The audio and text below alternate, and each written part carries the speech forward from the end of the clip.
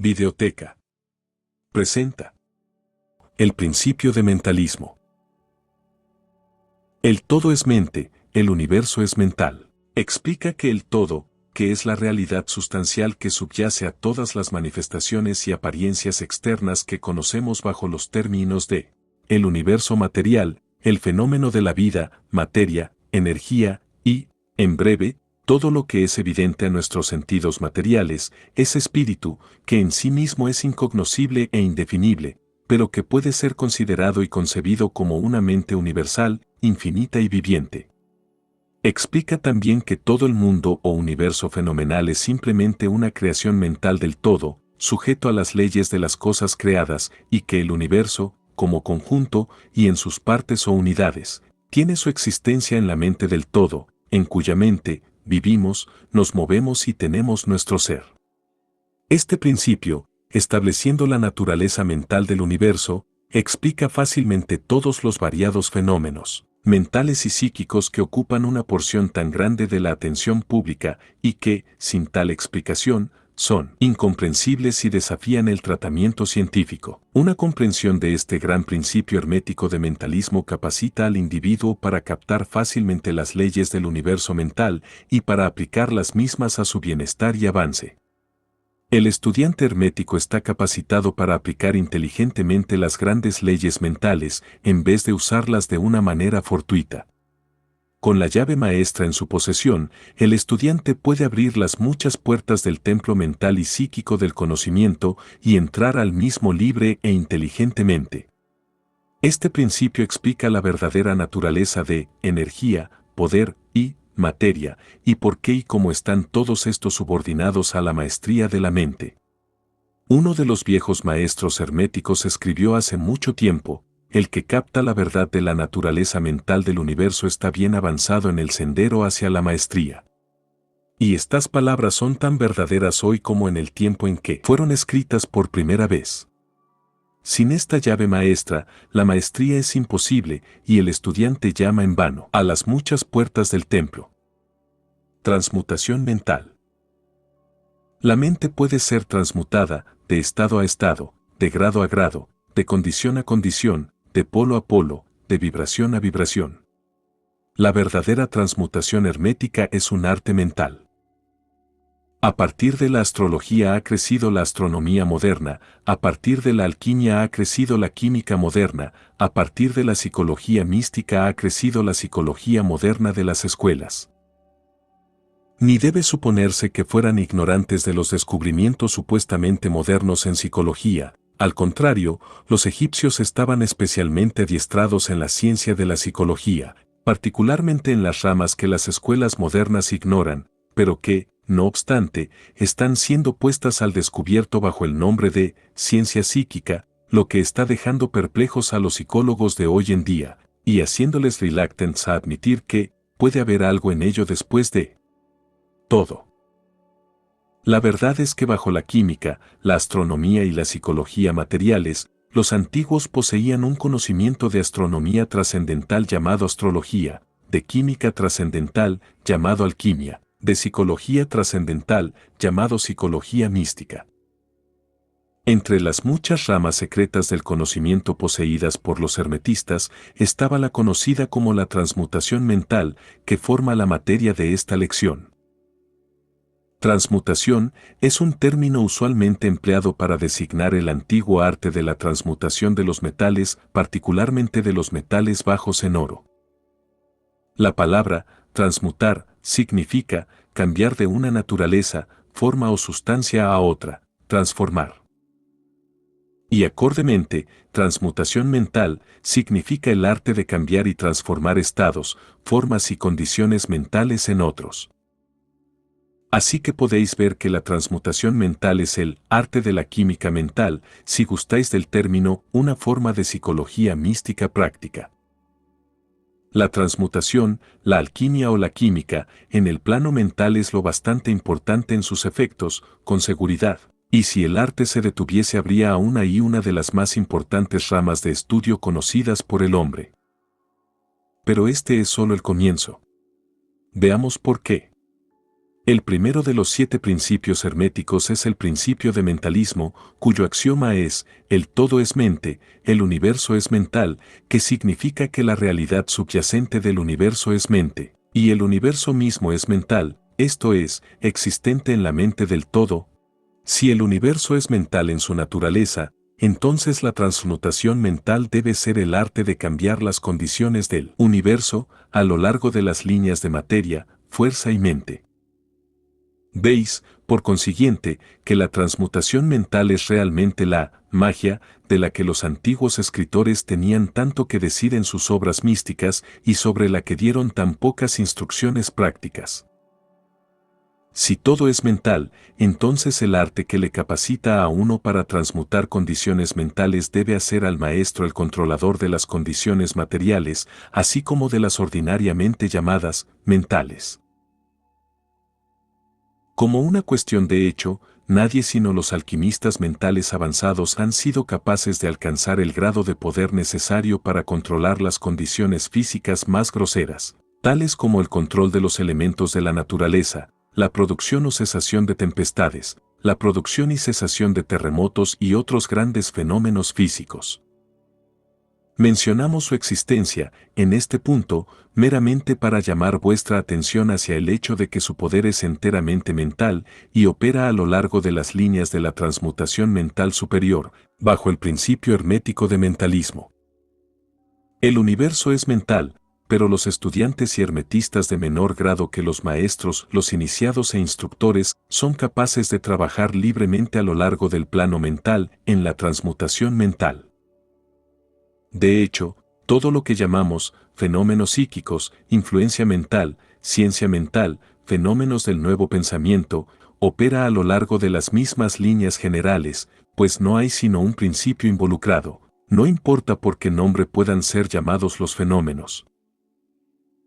El estudiante y practicante de la transmutación mental trabaja entre el plano mental, transmutando condiciones mentales, estados, en otros, de acuerdo con diversas fórmulas, más o menos eficaces. Los diversos tratamientos, afirmaciones, negaciones, de las escuelas de ciencia mental no son sino fórmulas, a menudo bastante imperfectas y acientíficas, del arte hermético. La mayoría de los practicantes modernos son bastante ignorantes comparados con los antiguos maestros, pues carecen del conocimiento fundamental sobre el que está basado el trabajo. No solo son cambiados o transmutados los estados mentales de uno mismo por los métodos herméticos, sino que también los estados de otros pueden, y son, constantemente transmutados del mismo modo, usualmente de modo inconsciente pero a menudo conscientemente, por algunos que entienden las leyes y principios en casos en los que la gente afectada no está informada de los principios de autoprotección. Y más que esto, como muchos estudiantes y practicantes de la moderna ciencia mental saben, toda condición material dependiente de las mentes de otra gente puede ser cambiada o transmutada de acuerdo con el deseo sincero, la voluntad y tratamientos de la persona que desea condiciones de vida cambiadas. El público está tan generalmente informado respecto a estas cosas en el presente que no estimamos necesario mencionarlas en largura, siendo nuestro propósito en este punto meramente mostrar el principio y el arte herméticos que subyacen a todas estas diversas formas de práctica, buenas y malas, pues la fuerza puede ser usada en direcciones opuestas de acuerdo con los principios herméticos de polaridad. En este pequeño libro estableceremos los principios básicos de la transmutación mental, de modo que todos los que lo lean puedan captar los principios subyacentes, y poseer así la llave maestra que abrirá las muchas puertas del principio de polaridad. Procederemos a una consideración del primero de los 7 principios herméticos, el principio de mentalismo, en el que está explicada la verdad de que el todo es mente, el universo es mental. Pedimos la atención estrecha y el cuidadoso estudio de este gran principio de parte de nuestros estudiantes, pues es realmente el principio básico de toda la filosofía hermética y del arte hermético de la transmutación mental. Bajo y tras del universo de tiempo, espacio y cambio, ha de encontrarse siempre la realidad sustancial, la verdad fundamental. Sustancia significa aquello que subyace a todas las manifestaciones externas, la esencia, la realidad esencial, La cosa en sí, sustancial, significa, existiendo realmente, siendo el elemento esencial. Siendo real, realidad, significa, el estado de ser real, verdadero, duradero, válido, fijo, permanente, efectivo. Bajo y detrás de todas las apariencias o manifestaciones externas, debe haber siempre una realidad sustancial. El hombre, al considerar el universo del que es una unidad, no ve sino cambio en la materia, las fuerzas y los estados mentales. Nada permanece quieto, todo está naciendo, creciendo, muriendo. El mismo instante en que una cosa alcanza su cima empieza a declinar, la ley del ritmo está en operación constante, no hay ninguna realidad, cualidad duradera, fijeza o sustancialidad en nada, nada es permanente sino el cambio. Y si es un hombre que piensa, realizará que todas estas cosas cambiantes no deben ser sino las apariencias o manifestaciones externas de algún poder subyacente, alguna realidad sustancial. Todos los pensadores, en todas las tierras y en todos los tiempos, han asumido la necesidad de postular la existencia de esta realidad sustancial. Los hombres le han dado muchos nombres a esta realidad sustancial, algunos la han llamado por el término de deidad, otros la han llamado la energía infinita y eterna, otros han tratado de llamarla materia, pero todos han reconocido su existencia. En estas lecciones hemos seguido el ejemplo de algunos de los más grandes pensadores del mundo, tanto antiguos como modernos, los maestros herméticos, y hemos llamado a este poder subyacente, esta realidad sustancial, por el nombre hermético de el todo, término que consideramos el más comprensivo de los muchos términos aplicados por el hombre a eso que trasciende nombres y términos. Aceptamos y enseñamos el punto de vista de los grandes pensadores herméticos de todos los tiempos, así como el de esas almas iluminadas que han alcanzado planos superiores del ser, ambos de los cuales afirman que la naturaleza interna del todo es incognoscible. Esto debe ser así, pues nada sino el todo mismo puede comprender su propia naturaleza y ser. No consideran todas las teorías, conjeturas y especulaciones de los teólogos y metafísicos concernientes a la naturaleza interna del todo, sino como pueriles esfuerzos de mentes mortales por captar el secreto del infinito. Tales esfuerzos han fallado siempre y siempre fallarán, por la naturaleza misma de la tarea. Él es como la ardilla que corre frenéticamente dando vueltas a la redonda rueda de molino de su jaula, viajando siempre y sin embargo no llegando a ninguna parte, al final todavía una prisionera y hallándose justo donde comenzó. Tales ideas no son dignas de hombres y mujeres crecidos y están siendo rápidamente descartadas. Pero mientras que la naturaleza esencial del todo es incognoscible, hay ciertas verdades conectadas con su existencia que la mente humana se encuentra compelida a aceptar. Aquello que es la verdad fundamental, la realidad sustancial, está más allá de toda denominación verdadera, pero los sabios lo llaman el todo. En su esencia, el todo debe ser infinito en el espacio, debe estar en todas partes, pues no hay ningún lugar fuera del todo, no puede ser más que continuo en el espacio, sin ruptura, cesación, separación o interrupción, pues no hay nada que rompa, separe o interrumpa su continuidad, y nada con lo que rellenar los huecos. Hay una reconciliación de este estado de cosas aparentemente contradictorio.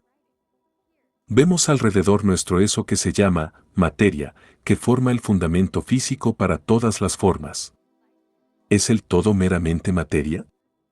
No del todo.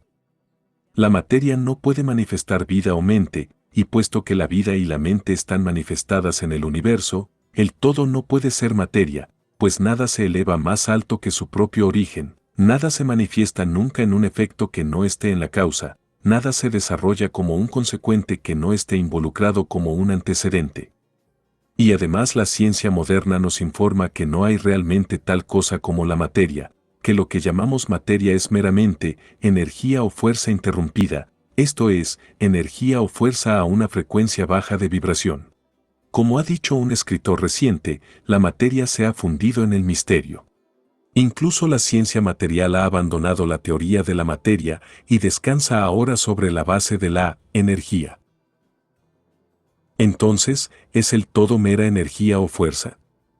No energía y fuerza como los materialistas usan los términos, pues su energía y fuerza son cosas ciegas, mecánicas, vacías de vida o mente. Vida y mente nunca pueden desarrollarse a partir de una energía o fuerza ciega, por la razón dada hace un momento, nada puede elevarse más alto que su origen, nada se desenvuelve a no ser que esté envuelto, nada se manifiesta en el efecto a no ser que esté en la causa.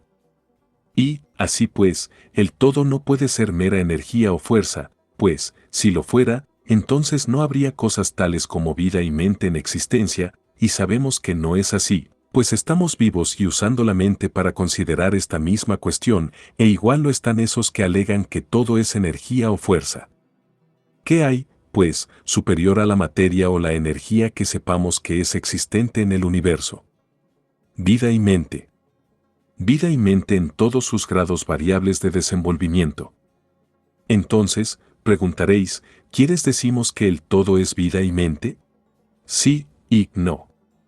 Es nuestra respuesta. Si queréis decir vida y mente tal como nosotros pobres y mezquinos mortales las conocemos, decimos no. El todo no es eso. Pero, ¿qué clase de vida y mente queréis dar a entender? Preguntaréis. La respuesta es, mente viviente, tan por encima de lo que los mortales conocen por esas palabras, como vida y mente son superiores a las fuerzas mecánicas o materia. Mente viviente infinita por comparación con vida y mente finitas. Queremos decir lo que las almas iluminadas quieren decir cuando pronuncian reverentemente la palabra, y espíritu. El todo es mente viviente infinita. El iluminado lo llama espíritu. El universo es mental, sostenido en la mente del todo. El todo es espíritu. ¿Pero qué es espíritu? Esta pregunta no puede ser respondida, por la razón de que su definición es prácticamente la del todo, que no puede ser explicado o definido. Espíritu es simplemente un nombre que dan los hombres a la concepción más elevada de la mente viviente infinita, significa la esencia real, significa mente viviente, tan superior a vida y mente tal como las conocemos, como las últimas son superiores a la energía y la materia mecánicas. Para los fines del pensamiento y el entendimiento, estamos justificados de pensar en el espíritu como mente viviente infinita, reconociendo al mismo tiempo que no podemos entenderlo plenamente. Procedamos ahora a una consideración de la naturaleza del universo, como un todo y en sus partes. ¿Qué es el universo? Hemos visto que no puede haber nada fuera del todo. Entonces, ¿es el universo el todo? No, no puede serlo, porque el universo parece estar constituido de muchos y está cambiando constantemente y en otros modos no se ajusta a las ideas que estamos compelidos a aceptar concernientes al todo, como se estableció en nuestra última lección. Entonces, si el universo no es el todo, ha de ser nada, tal es la inevitable conclusión de la mente al primer pensamiento. Pero esto no satisfará la pregunta, pues estamos persuadidos de la existencia del universo. Entonces, si el universo no es ni el todo ni nada, ¿qué puede ser? Todo debe ser una creación del todo. Pero puesto que algo nunca puede venir a partir de nada, ¿a partir de qué pudo haberlo creado el todo? Algunos filósofos han respondido a esta cuestión diciendo que el todo creó el universo a partir de sí mismo, esto es, a partir del ser y sustancia del todo. Pero esto no servirá, pues no puede sustraerse del todo, ni puede éste ser dividido, como hemos visto, y entonces de nuevo si esto fuera así, no se apercibiría cada partícula en el universo de que fuese el todo. Convertirse realmente en un átomo, o una fuerza ciega, o una cosa viviente vil. Pero ¿qué es en verdad el universo, si no es el todo ni ha sido creado por el todo habiéndose separado en fragmentos? ¿Qué otra cosa puede ser, de qué otra cosa puede estar hecho? Esta es la gran cuestión. Examinémosla cuidadosamente. El principio de correspondencia debe aplicarse a este, así como a otros problemas. Veamos. En su propio plano de existencia, ¿cómo crea el hombre? Bien, primero, puede crear haciendo algo a partir de materiales externos. Pero esto no servirá, pues no hay materiales fuera del todo con los que pueda crear. Crea mentalmente. Y al hacerlo así no utiliza ningunos materiales externos ni se reproduce a sí mismo, y sin embargo su espíritu compenetra la creación mental. Mentalmente, de una manera semejante al proceso por el que el hombre crea imágenes mentales. El todo no puede crear en ningún otro modo excepto mentalmente, sin usar material, o reproduciéndose a sí mismo. Igual que tú, estudiante, puedes crear un universo propio en tu mentalidad, así crea el todo universos en su propia mentalidad. Pero tu universo es la creación mental de una mente finita, mientras que el del todo es la creación de una infinita. Las dos son similares en clase, pero infinitamente diferentes en grado. Examinaremos más de cerca el proceso de creación y manifestación, conforme procedamos. Pero este es el punto a fijar en vuestras mentes en esta etapa: el universo, y todo lo que contiene, es una creación mental del todo. Ciertamente, en verdad, todo es mente. El todo crea en su mente infinita innumerables universos que existen por eones de tiempo, y sin embargo, para el todo, la creación, desarrollo, declinación y muerte de 1.000.000 de universos es como el tiempo del parpadeo de un ojo. La mente infinita del todo es la matriz de los universos. El principio de género está manifestado en todos los planos de la vida material, mental y espiritual. Pero como hemos dicho antes, género no significa sexo, el sexo es meramente una manifestación material del género. Género significa relativo a la generación o creación. Y esto es verdad incluso en la creación de universos.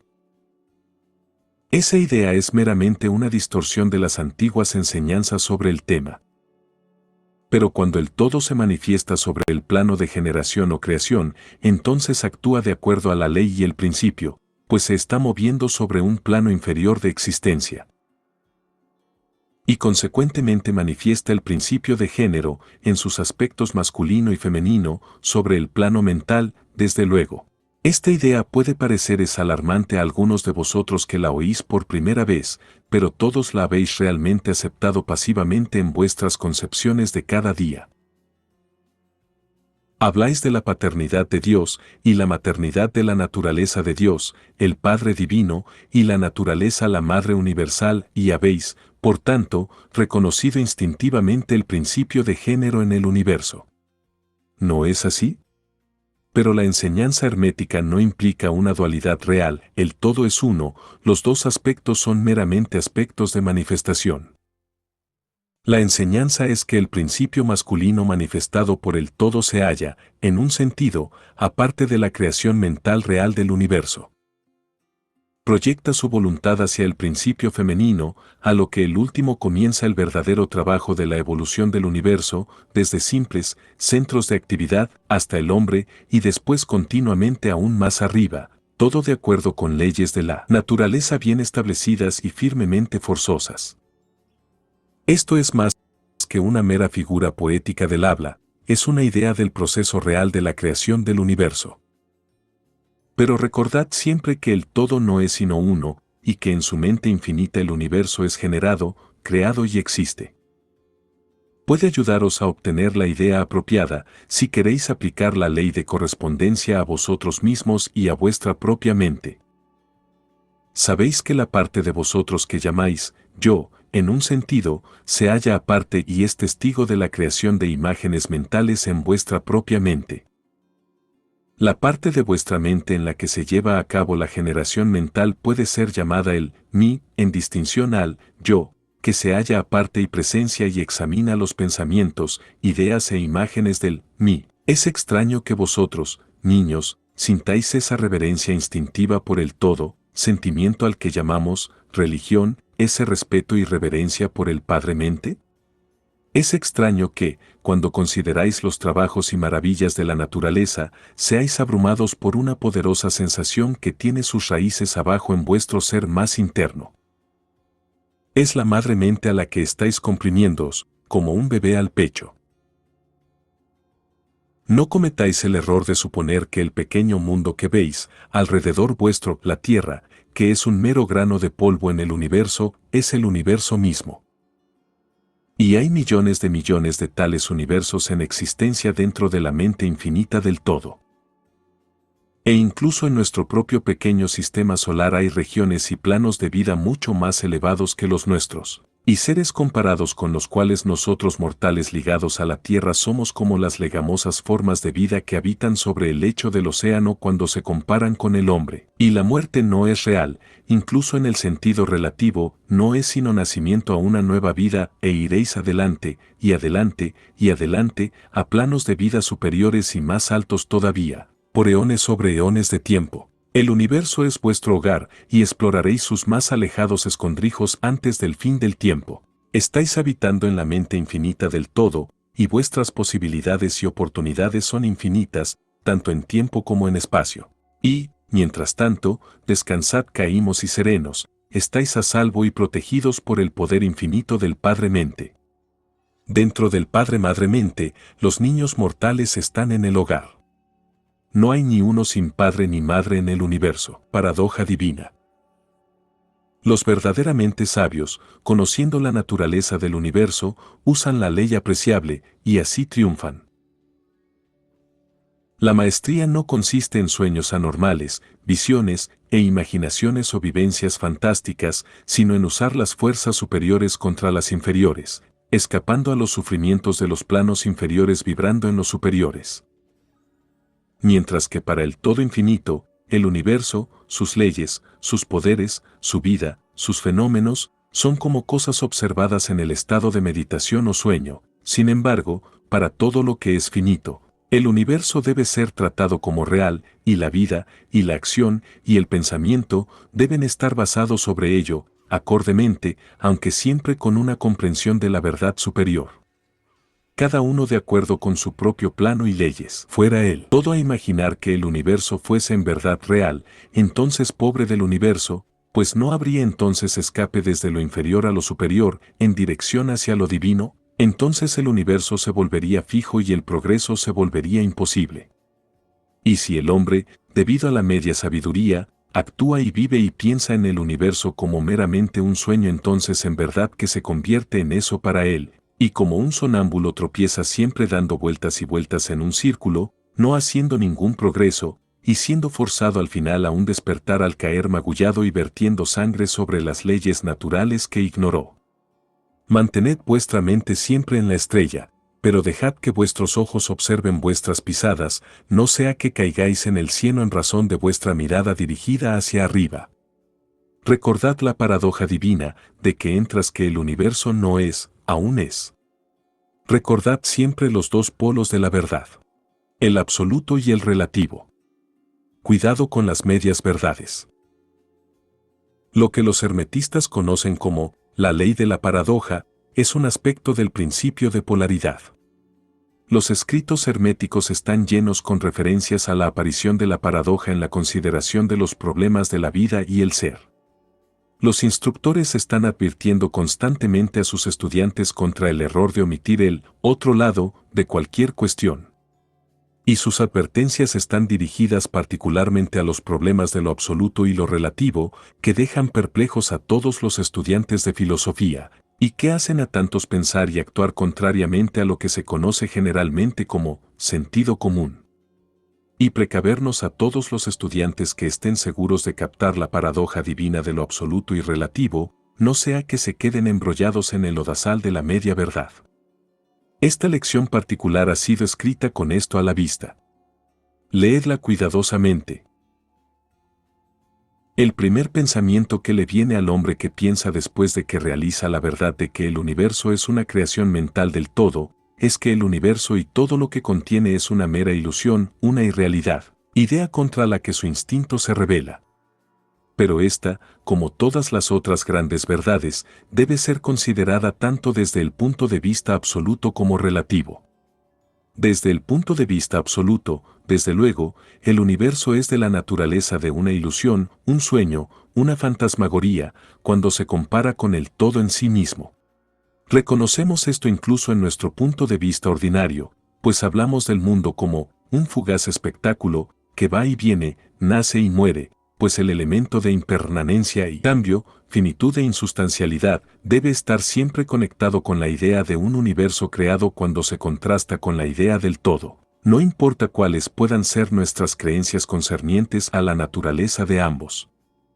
Filósofo, metafísico, científico y teólogo coinciden todos sobre esta idea, y el pensamiento se encuentra en todas las clases de pensamiento filosófico y concepciones religiosas, así como en las teorías de las respectivas escuelas de metafísica y teología. Así que las enseñanzas herméticas no predican la insustancialidad del universo en ninguno de los términos más fuertes que aquellos que os son más familiares, aunque su presentación del tema pueda parecer algo más sobrecogedora. Todo lo que tiene un comienzo y un final debe ser, en un sentido, irreal y falso, y el universo cae bajo la regla en todas las escuelas de pensamiento. Desde el punto de vista absoluto, no hay nada real excepto el todo. No importa qué términos podamos usar al pensar en o discutir el asunto. Sea que el universo esté creado de materia, o sea una creación mental en la mente del todo, es insustancial, no duradero, una cosa de tiempo, espacio y cambio. Queremos que realicéis este hecho concienzudamente antes de pasarle juicio a la concepción hermética de la naturaleza mental del universo. Pensad sobre cualquiera y todas de las otras concepciones y ved si esto no es verdad de ellas. Pero el punto de vista absoluto muestra meramente un lado del cuadro, el otro lado es el relativo. La verdad absoluta ha sido definida como las cosas tal como la mente de Dios las conoce, mientras que la verdad relativa es las cosas tal como la razón más elevada del hombre las entiende. Y así mientras que para él todo el universo debe ser irreal e ilusorio, un mero sueño o el resultado de una meditación, no obstante, para las mentes finitas que forman una parte de ese universo y lo ven a través de facultades mortales, el universo es muy real en verdad, y debe ser considerado así. Al reconocer el punto de vista absoluto, no debemos cometer el error de ignorar o negar los hechos y fenómenos del universo tal como se presentan a nuestras facultades mortales, no somos el todo, recordad. Para tomar ilustraciones familiares, todos reconocemos el hecho de que la materia existe, para nuestros sentidos lo pasaríamos mal si no lo hiciéramos. Y sin embargo, incluso nuestras mentes finitas entienden el dicho científico de que no hay tal cosa como la materia desde un punto de vista científico. Lo que llamamos materia se sostiene que es meramente una agregación de átomos, átomos que son en sí mismos meramente un agrupamiento de unidades de fuerza, llamadas electrones o iones, vibrando y en constante moción circular. Golpeamos una piedra y sentimos el impacto, parece ser real, pese a que sabemos que es meramente lo que hemos establecido arriba. Pero recordad que nuestro pie, que siente el impacto por medio de nuestros cerebros, es igualmente materia, constituido por tanto de electrones, y en cuanto a eso también nuestros cerebros. Y, en el mejor de los casos, si no fuera por nuestra mente, no sabríamos del pie o de la piedra en absoluto. Entonces de nuevo, el ideal del artista o escultor, que está tratando de reproducir en piedra o lienzo, le parece a él muy real. Igual lo hacen los caracteres en la mente del autor o dramaturgo, que busca expresar de modo que otros puedan reconocerlos. Y si esto es verdad en el caso de nuestras mentes finitas, ¿cuál debe ser el grado de realidad en las imágenes mentales creadas en la mente del infinito? Oh, amigos, para los mortales este universo de mentalidad es muy real en verdad, es el único que podemos conocer nunca, aunque nos elevemos de plano a plano, cada vez más arriba en él. Para conocerlo de otro modo, por verdadera experiencia, tenemos que ser el todo sino. Es verdad que cuanto más alto nos elevemos en la escala, cuanto más cerca nos llegamos de la mente del Padre, más evidente se vuelve la naturaleza ilusoria de las cosas finitas. Pero la visión no se desvanece realmente hasta que el todo nos absorbe finalmente hacia sí. Así que no necesitamos detenernos sobre el carácter de ilusión. Más bien, reconociendo la naturaleza real del universo, busquemos entender sus leyes mentales y esforcémonos por usarlas hasta su mejor efecto en nuestro progreso hacia arriba a través de la vida, conforme viajamos de plano a plano de existencia. Las leyes del universo no son menos, leyes de hierro, por su naturaleza mental. Todo, excepto el todo, está atado por ellas. Lo que hay en la mente infinita del todo es real en un grado segundo solo a esa realidad misma que está investido en la naturaleza del todo. Así que no os sintáis inseguros o temerosos, estamos sostenidos firmemente en la mente. Todo para afectamos. Así que debemos descansar calmos y seguros.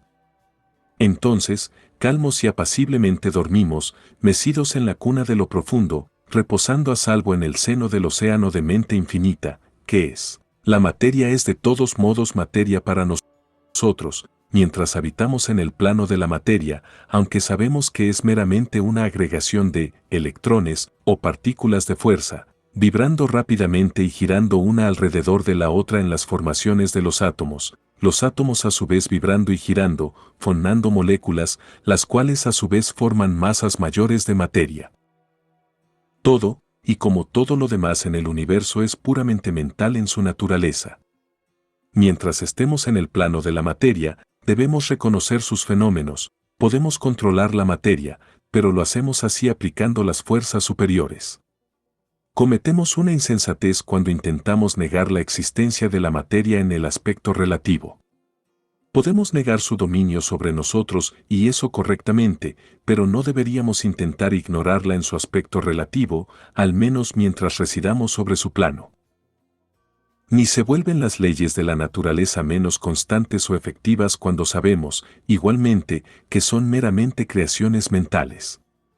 Ellas tienen pleno efecto en los diversos planos. Superamos las leyes inferiores, aplicando unas aún superiores y solo de este modo. Pero no podemos escapar a la ley o elevamos por encima de ella enteramente. Nada sino el todo puede escapar a la ley, y eso porque el todo es la ley en sí, de donde emergen todas las leyes. Los maestros más avanzados pueden adquirir los poderes usualmente atribuidos a los dioses de los hombres, y hay incontables rangos de ser en la gran jerarquía de la vida, cuyo ser y poder trasciende incluso el de los más elevados maestros entre los hombres hasta un grado impensable por los mortales, pero incluso el más elevado maestro y el más elevado ser deben inclinarse ante la ley, y ser como nada ante el ojo del todo. Así que si incluso estos seres los más elevados, cuyos poderes exceden incluso aquellos atribuidos por los hombres a sus dioses, si incluso estos están ligados y subordinados a la ley, imaginad entonces la presunción del hombre mortal, de nuestra raza y grado, cuando osa considerar las leyes de la naturaleza como irreales, visionarias e ilusorias, porque resulta ser capaz de captar la verdad de que las leyes son mentales en naturaleza y simplemente creaciones mentales del todo. Esas leyes que el todo pretende que sean leyes gobernantes no han de ser desafiadas o argüidas. Mientras el universo dure, ellas durarán, pues el universo existe por virtud de estas leyes que forman su armazón y lo mantienen junto. El principio hermético de mentalismo, mientras que explica la verdadera naturaleza del universo. Sobre el principio de que todo es mental, no cambia las concepciones científicas del universo, la vida o la evolución. De hecho, la ciencia meramente corrobora las enseñanzas herméticas. Las últimas meramente enseñan que la naturaleza del universo es mental, mientras que la ciencia moderna ha enseñado que es material o que es energía en el último análisis. Las enseñanzas herméticas no tienen ningún fallo que encontrar en el principio básico de Herbert Spencer que postula la existencia de una energía infinita y eterna de donde proceden todas las cosas. De hecho, los herméticos reconocen en la filosofía de Spencer la más elevada afirmación externa del funcionamiento de las leyes naturales que haya sido nunca promulgada, y creen que Spencer ha sido una reencarnación de un antiguo filósofo que residió en el antiguo Egipto hace miles de años, y que posteriormente encamó como Heráclito, el filósofo griego que vivió en el 500 a.C., y consideran su afirmación de la energía infinita y eterna como directamente en la línea de las enseñanzas herméticas, siempre con la adición de su propia doctrina de que su energía es la energía de la mente del todo. Con la llave maestra de la filosofía hermética, el estudiante de Spencer será capaz de abrir las muchas puertas de las concepciones filosóficas internas del gran filósofo inglés, cuya obra muestra los resultados de la preparación de sus encarnaciones anteriores.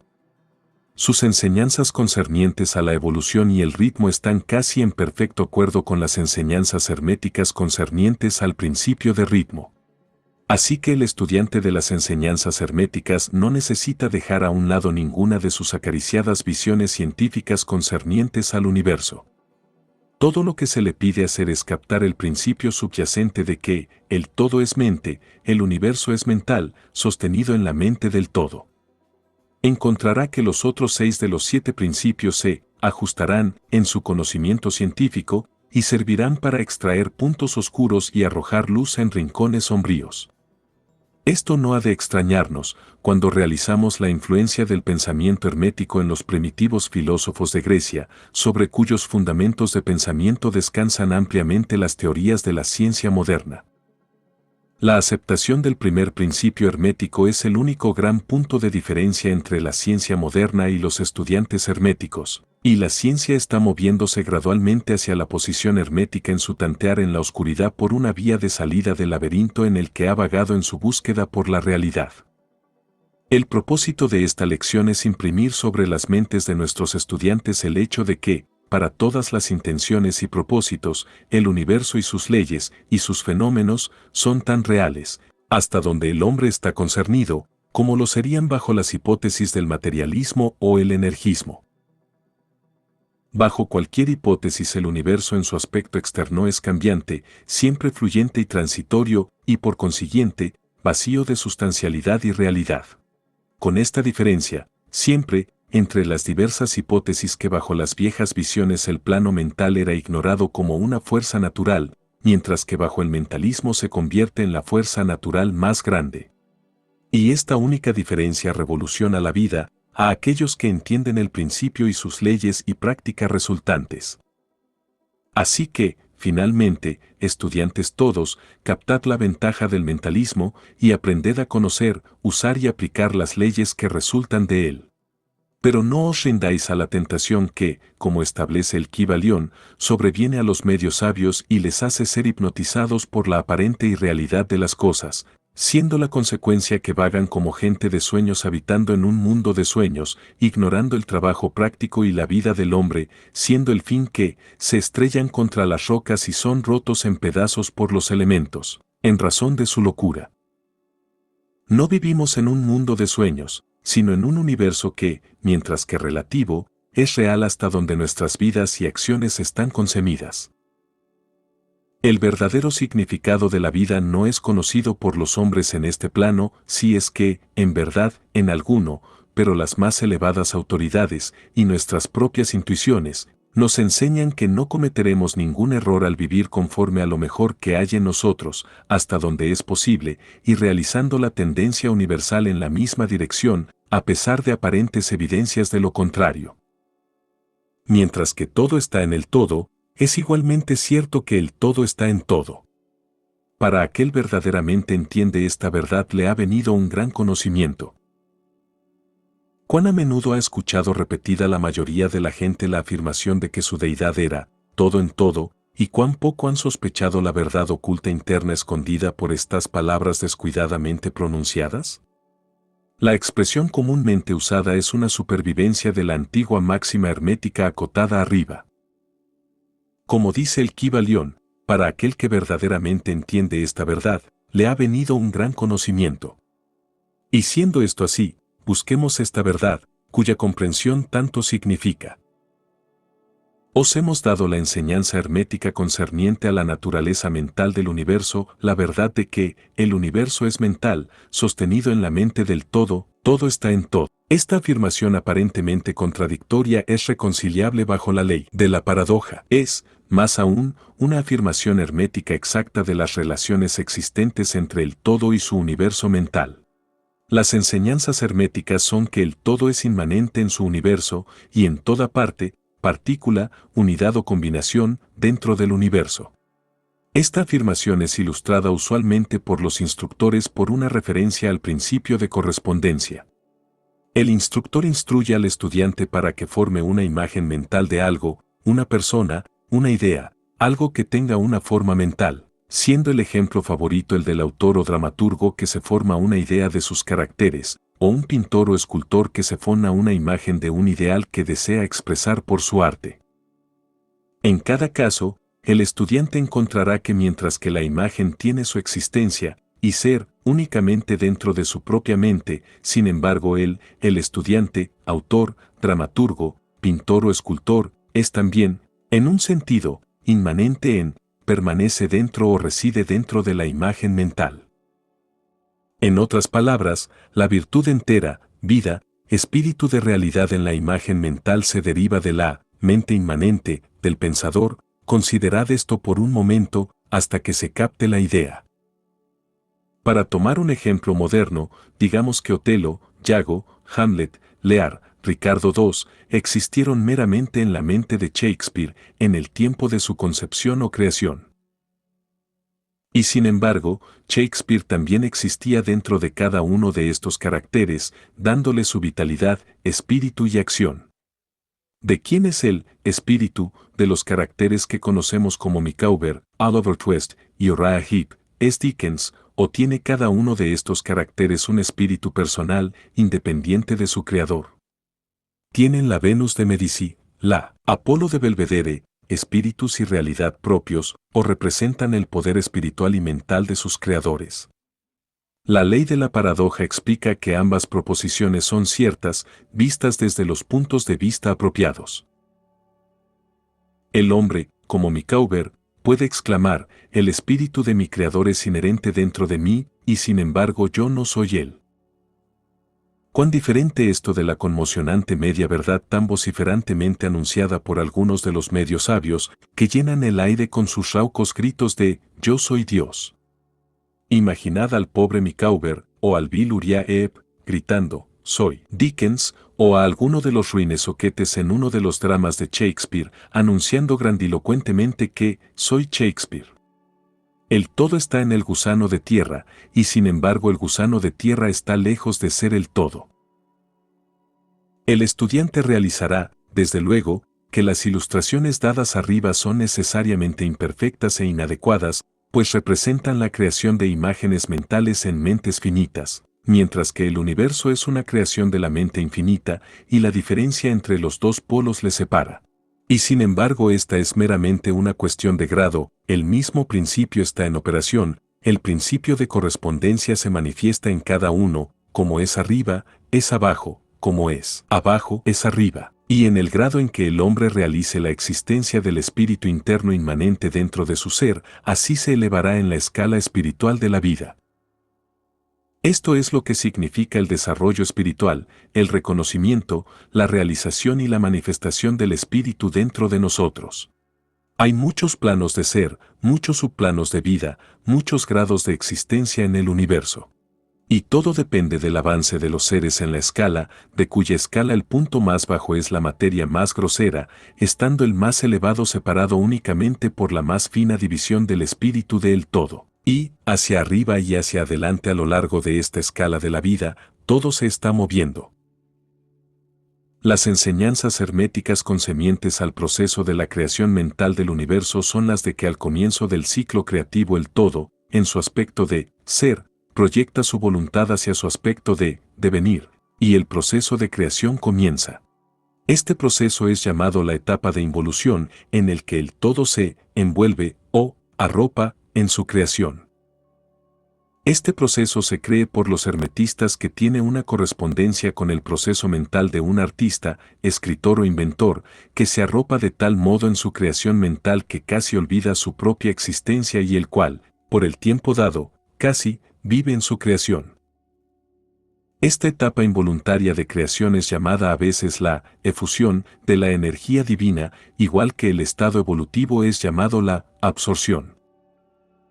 Las enseñanzas son que durante la efusión, las vibraciones se vuelven cada vez más bajas hasta que finalmente el impulso cesa y comienza la oscilación de retomo.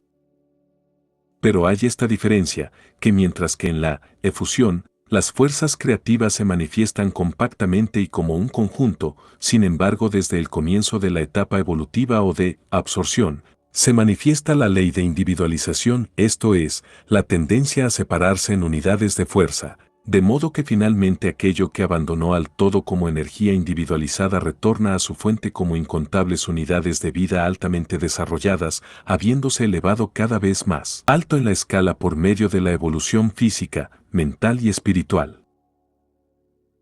Los antiguos hermetistas usan la palabra meditación al describir el proceso de la creación mental del universo en la mente del todo, siendo empleada también frecuentemente la palabra contemplación.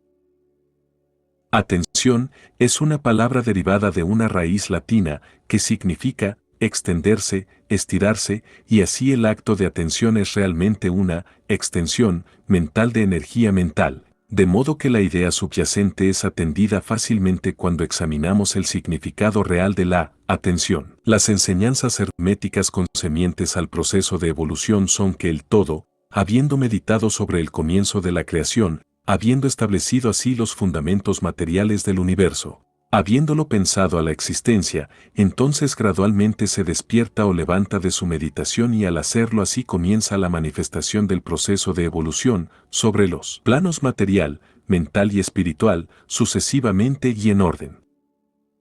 Así comienza el movimiento hacia arriba y todo empieza a moverse en dirección hacia el espíritu. La materia se vuelve menos grosera. Las unidades brotan al ser, las combinaciones empiezan a formarse, la vida aparece y se manifiesta en formas cada vez más elevadas, y la mente se vuelve cada vez más en evidencia, volviéndose más elevadas constantemente las vibraciones.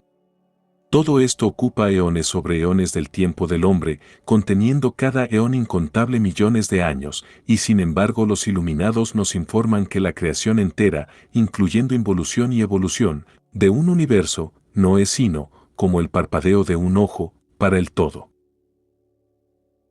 Al final de incontables ciclos de eones de tiempo, el todo retira su atención, su contemplación y meditación del universo, pues la gran obra está acabada, y todo es atraído adentro del todo de donde emergió.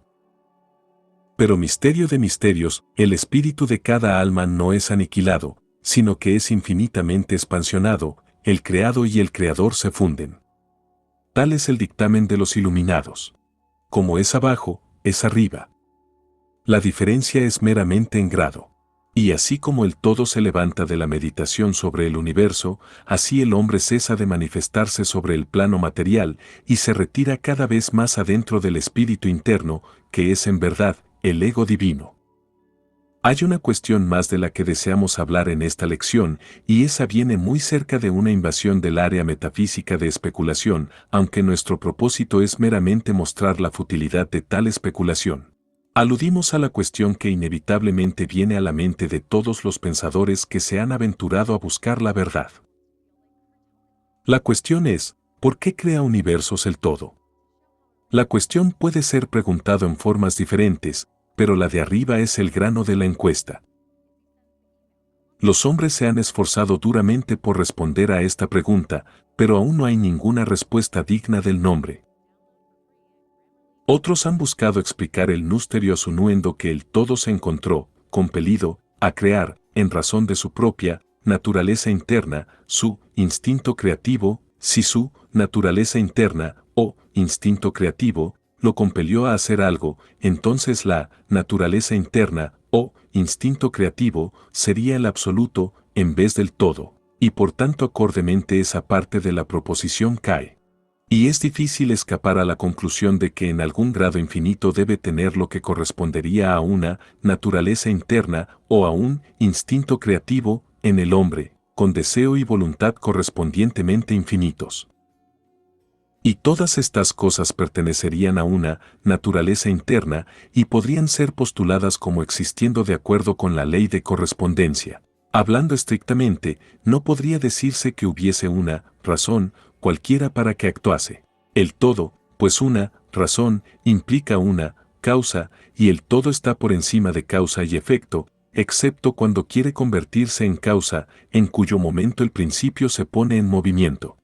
Al final de todo, el todo es toda razón en sí mismo, toda ley en sí mismo, toda acción en sí mismo, y puede decirse, de modo plenamente cierto, que el todo es su propia razón, su propia ley, su propio acto, o aún más lejos, que el todo, su razón, su acto, su ley son uno, siendo todos nombres para la misma cosa. En la opinión de aquellos que os están dando las lecciones presentes, la respuesta está encerrada en el ser interno del todo, junto con su secreto de existencia. Entramos aquí en la cuestión meramente para mostrar que reconocemos la pregunta y también el absurdo de las respuestas ordinarias de la metafísica y la teología. No había respuesta. Pero recordad que cualquiera que sea la respuesta a este problema, si es que en verdad hay una respuesta, permanece la verdad de que, mientras que todo está en el todo, es igualmente cierto que el todo está en todo. La enseñanza en este punto es enfática.